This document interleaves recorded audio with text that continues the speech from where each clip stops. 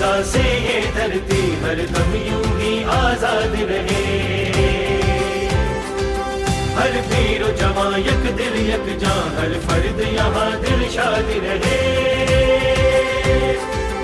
گونجے گی صدا ہر کون و مقام، بیدار زمانہ بولے گا، ہر کوچہ کریا میں ہر سو یہ نعرہ بس آباد رہے،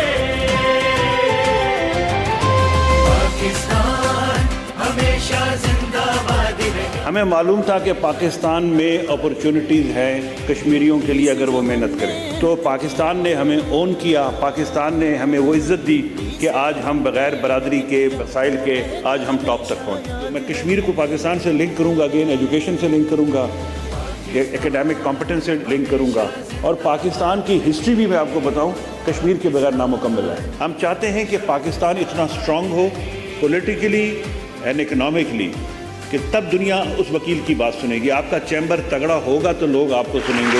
تو کشمیری بھی پاکستان کی ترقی کے لیے، پاکستان کے استحکام کے لیے آپ سے زیادہ دعا گو ہیں، کیونکہ ان کی غلامی سے آزادی میں نکلنا آپ کی ترقی اور آپ کی کامیابی کے ساتھ منسلک ہے۔ وفا میں بہتا ہو اس خون کی قیمت کیا جانے، پھر تاب قیامت دشمن اس کا۔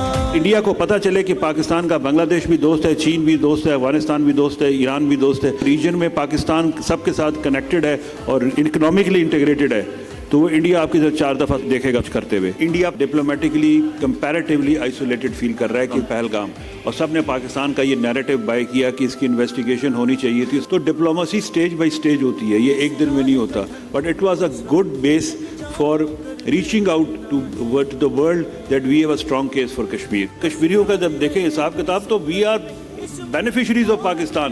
پاکستان نے اپنا دل کھول کے ہمیں دیا، اپنے بچوں کا حق ہمیں دیا اور ہم آگے پہنچ گئے۔ تو پاکستان میرے لیے وہ بوکے ہے پھولوں کا جس کو مجھے جب تک میں سب کو اون نہیں کروں گا تو میں اپنی فیملی سے بھی لائل نہیں رہوں گا۔ تو I have to be Pakistani.